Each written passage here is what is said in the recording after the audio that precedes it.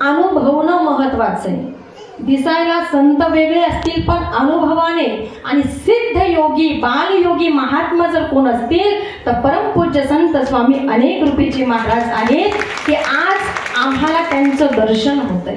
कारण संत दर्शनी हा लाभ पद्मनाभ जोडीला.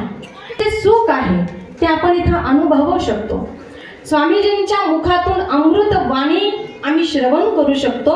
या देहाचं सार्थकीकरण आहे. कारण संतांच्याच होतोय.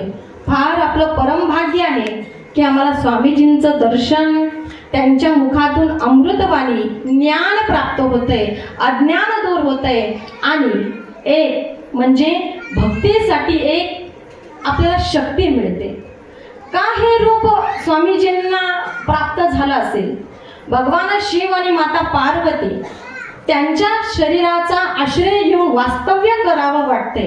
कारण देव बसे चित्ती त्यांची घडावी संगती. ज्यांच्या चित्तामध्ये देव आहे ना अशांची संगत आपल्याला जीवनात घडली पाहिजे. आणि म्हणून आपल्याला जी संगत घडते ना हे निश्चित आपल्या जीवनाचा भाग्याचा उदय करणारी ही वेळ आहे.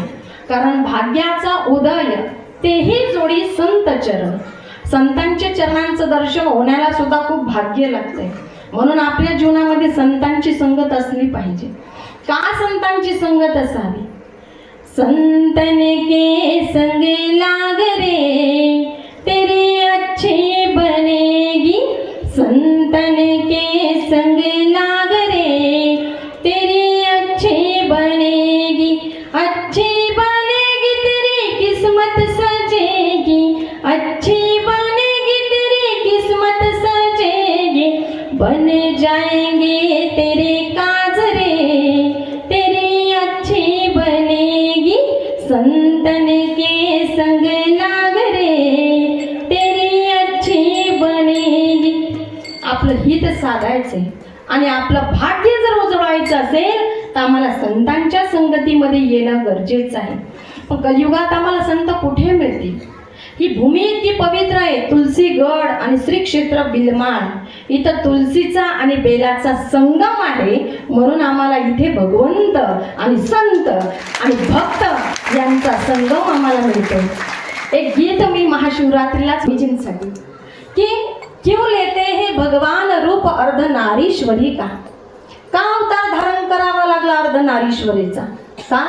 कारण हर नारी में एक नर है और हर एक नर में एक नारी है. नर में नारी है ये जानने के लिए हमारे स्वामी जी इस रूप में हमको दर्शन देते हैं. काय ह्या रूपात दर्शन देतात? का? ऐका, एक दृष्टांत सांगते. सगळे संसारिक लोक आहोत. आदरणीय शंकर भाऊंनी आपल्याला जे ज्ञानार्जन केलं. प्रत्येकाच्या जीवनात दुःख आहे, प्रत्येकाच्या जीवनात संकट आहे. पण त्या दुःखातून निवृत्त होण्यासाठी आपण इथे येतोय आणि तो दुःखाचं नाश करून सुखाची प्राप्ती इथं कित्येक लोकांना झाली. आणि इथून तर कन्नडहून भाविक आलेले आहेत. आज फॉरेनमधून अमेरिकेहून जर लोक इथं विश्वास ठेवत आहेत तर तुम्हा मला विश्वास महत्वाचा आहे. भवानी शंकर वंदे श्रद्धा विश्वास रूपिणी. भगवान शिवजींची आराधना करताना पहिल्यांदा श्रद्धा आणि विश्वास महत्वाचा आहे. श्री संतांची पायी हा माझा विश्वास. सर्व भावे दास झालो त्यांचा. सर्व भावाने आम्ही त्यांचं दास्यत्व स्वीकारावं. आपण दास व्हावं. दास आहोत. स्वामीजी स्वतः म्हणतात मी कोणी नाही, मी माझ्या भगवान शिवजींचे दास आहे. आणि दास्यत्वाची भक्ती करावीत आमच्या स्वामीजींनी. भगवान शिवजींची आराधना करतायत.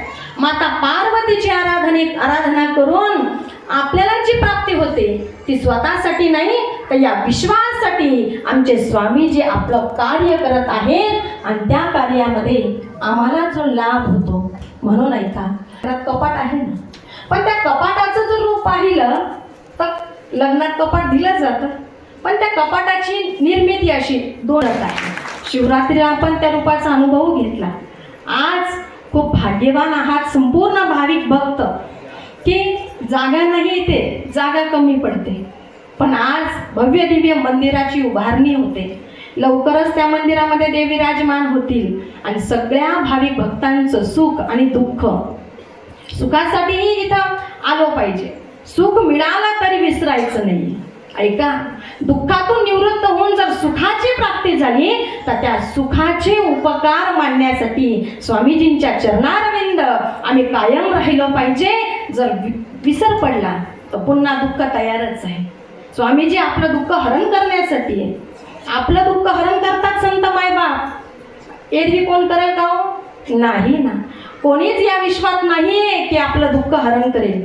इतरांचा विचार केला तर लोकांना वाटतं याच्या जीवनात दुःखच यावं, पण माझ्या भक्तांना सुख द्यावं, माझ्या भक्तांना सुख मिळावं ही अपेक्षा फक्त संतांकडे आहे, स्वामीजींकडे आहे.